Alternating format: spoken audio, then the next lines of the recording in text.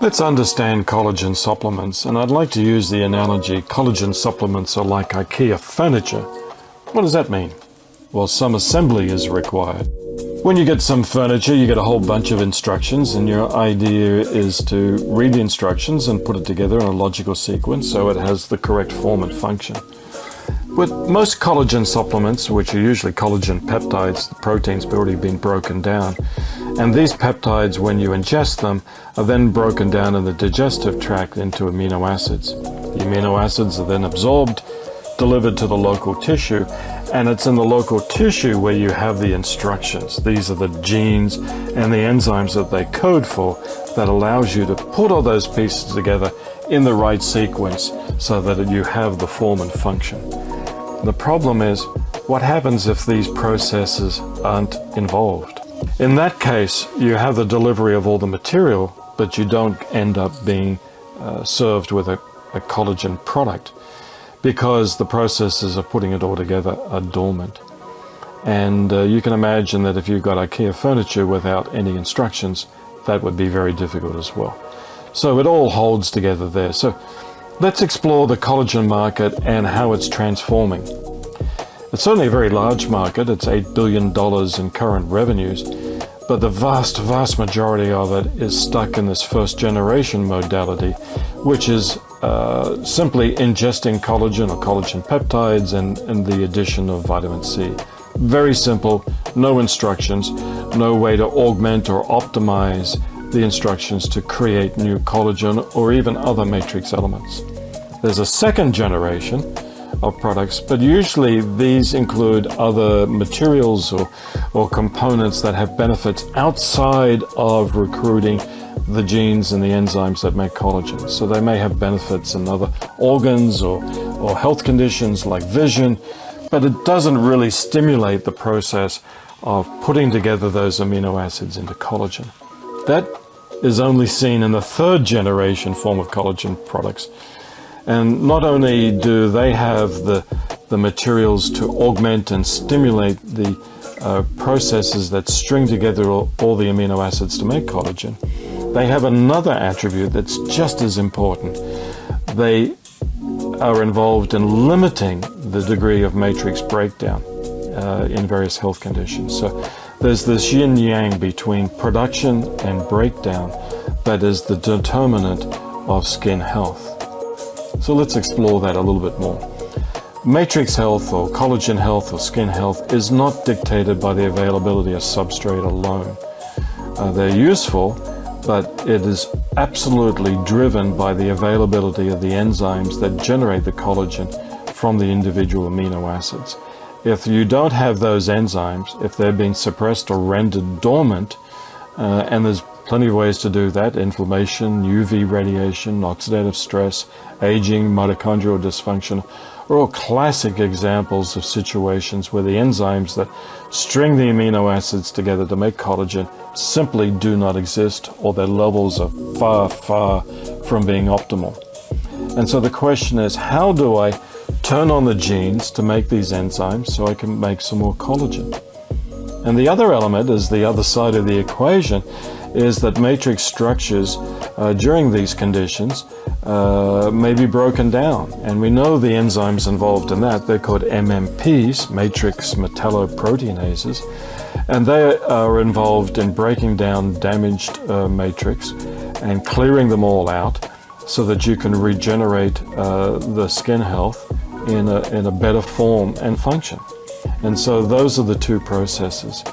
And it's absolutely important to know that individually you can't have both breakdown and regeneration at the same time. It just does not occur.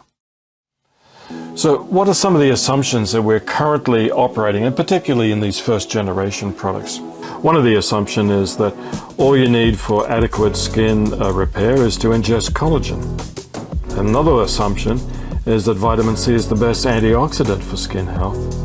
And the third assumption is that all you need is the availability of substrates. And I have in this particular picture the effects of aging and environmental exposure.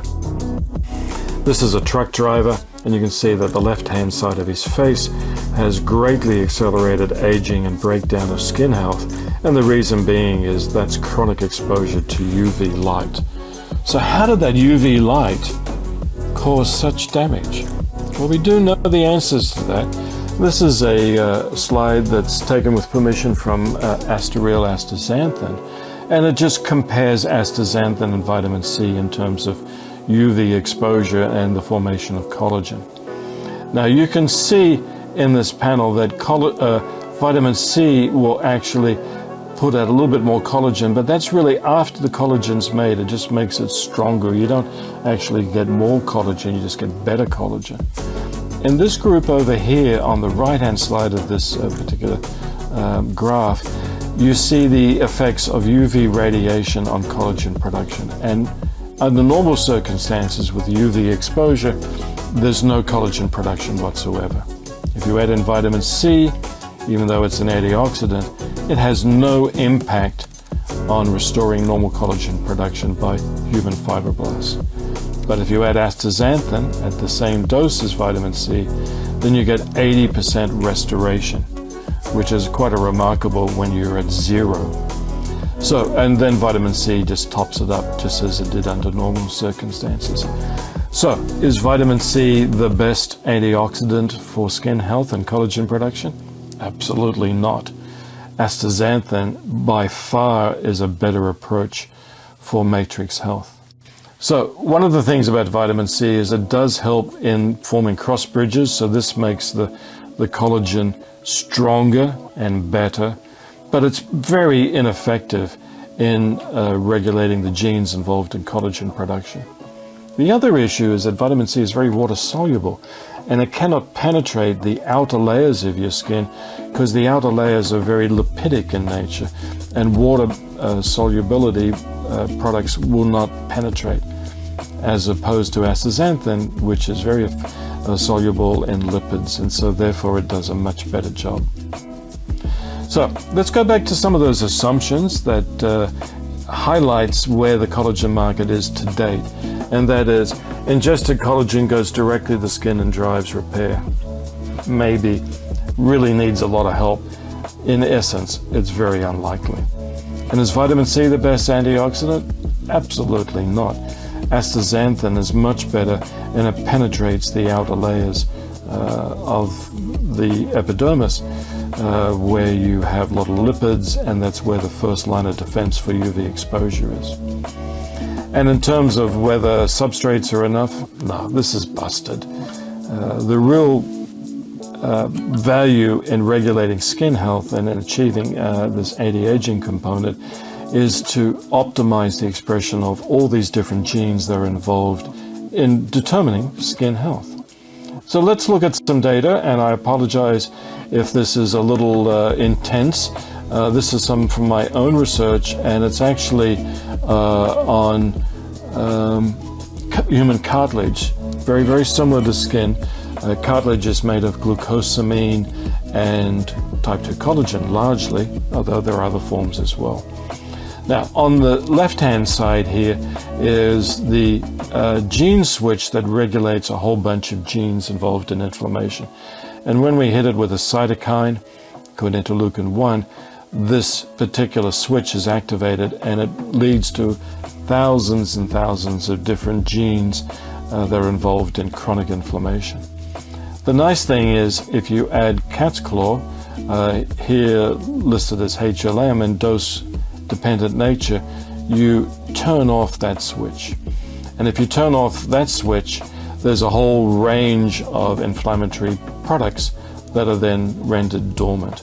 So in chronic inflammation, this is the master switch that regulates all the genes that are involved, and cat's claw is remarkably effective in bringing it back down to balance. And in particular, let's look at these two particular genes. Here we got ACAN, which is the gene that codes for glucosamine, and here we have type 2 collagen.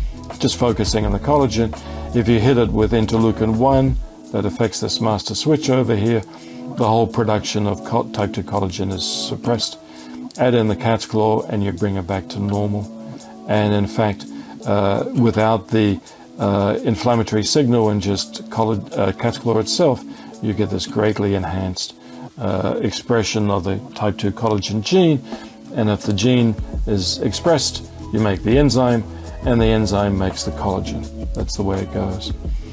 Looking at the flip side, not just production, but looking at breakdown, GAG is little chunks of cartilage that gets released during inflammation.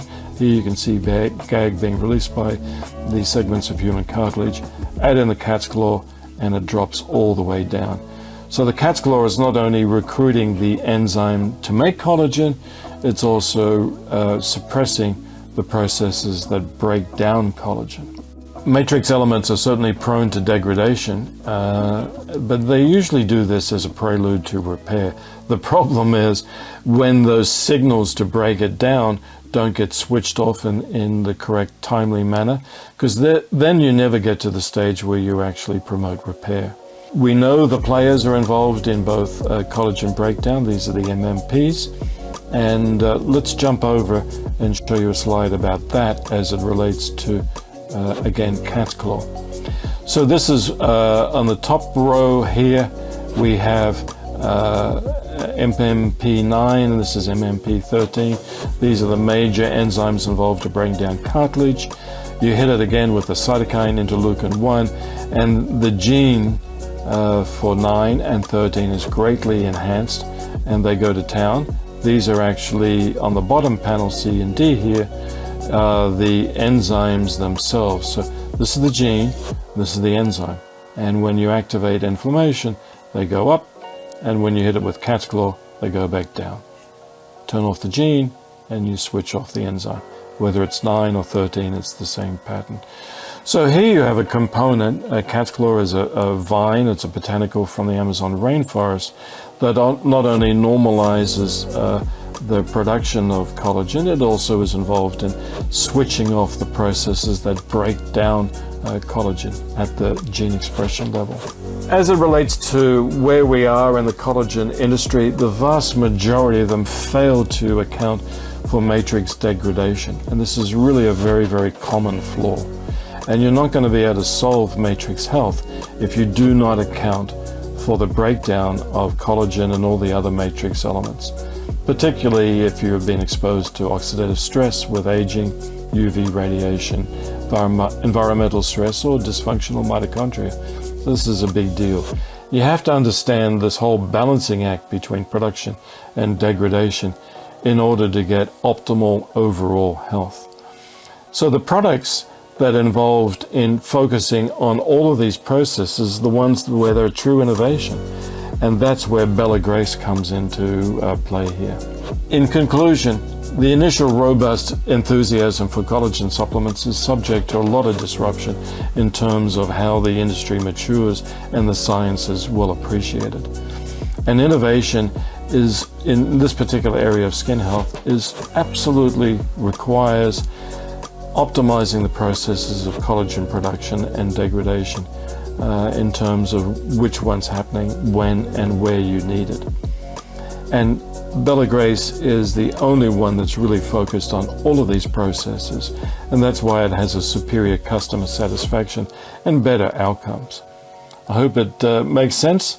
Hope it drives some enthusiasm. It does for me. Cheers.